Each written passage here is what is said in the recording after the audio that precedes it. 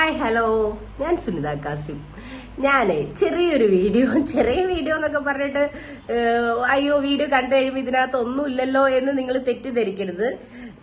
ഞാൻ പറയാൻ വന്നത് ഇത്രയേ ഉള്ളൂ. നമ്മളുടെ ഉള്ളിൽ ഒരു പാഷൻ ഉണ്ടെങ്കിൽ കുറെ പേരിങ്ങനെ വാട്സപ്പിൽ ഇങ്ങനെ ചോദിക്കുന്നുണ്ട്. എന്റെ വീഡിയോ കണ്ടു കഴിഞ്ഞപ്പോഴത്തേക്കും സുനിത എങ്ങനെയാണ് ഇതിലേക്ക് വന്നത് എന്നൊക്കെ. അതൊക്കെ ഞാൻ പിന്നീട് എപ്പോഴെങ്കിലും ഡീറ്റെയിൽ ആയിട്ട് ഇടാം.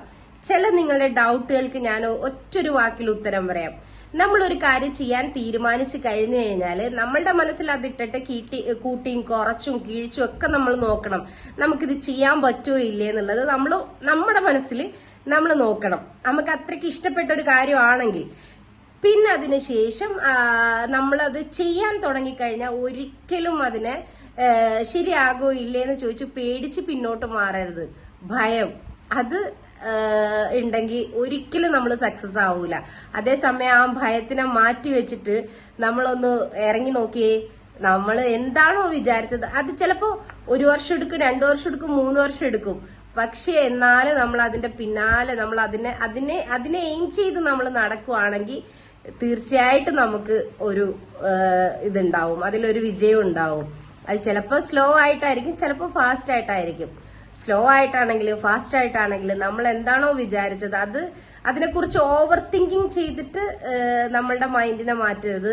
അതിൽ വരുന്ന പ്രതിസന്ധികളെയും പ്രശ്നങ്ങളെയൊക്കെ നമുക്ക് എങ്ങനെ നേരിടാൻ പറ്റും, നമുക്ക് എങ്ങനെയാണോ നേരിടാൻ പറ്റണം, നമ്മളുടെ പ്രശ്നങ്ങൾ എപ്പോഴും നമ്മളാണ് നേരിടേണ്ടത്. അതൊരിക്കലും ഒരു ഷോൾഡറിനോ അല്ലെങ്കിൽ ഒരു കൈകൾക്കോ പറ്റൂല. നമ്മൾക്ക് ഉണ്ടാവുന്ന പ്രശ്നങ്ങൾ എപ്പോഴും നമ്മൾ തന്നെ സോൾവ് ചെയ്യണം, നമ്മൾ തന്നെ അതിന് വഴികൾ കാണണം, നമ്മൾ തന്നെ മുന്നോട്ട് പോകണം. അപ്പൊ എന്തെങ്കിലും തുടങ്ങാൻ പോകുമ്പോൾ നമ്മൾ ഒരു 10 പേരെടുത്ത് അഭിപ്രായങ്ങൾ ചോദിക്കാം, പക്ഷെ ഫൈനൽ ഡിസിഷൻ നമ്മൾ തന്നെ എടുക്കണം. അപ്പൊ ഇത്രേ ഉള്ളൂ, ചെറിയൊരു കാര്യം. ഇത് ഞാൻ എങ്ങനെ പറഞ്ഞ് എന്ന് എനിക്കറിയില്ല, പക്ഷെ എനിക്ക് നന്നായിട്ട് പറയണം എന്നുണ്ട്.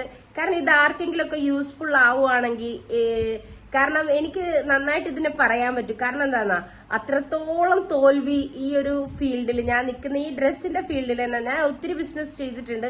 പക്ഷെ ഇതിൽ ഞാൻ ഒത്തിരി തോറ്റ് ഇപ്പോഴും ജയിച്ചെന്ന് പറയാൻ എനിക്കായിട്ടില്ല. എങ്കിലും എനിക്കിതിൽ ഞാൻ ഹാപ്പിയാണ്. അങ്ങനെയാണ് അതിന്റെ ഒരു ഇത്. അപ്പൊ ഇത്രയൊക്കെ ഉള്ളൂ. Bye bye.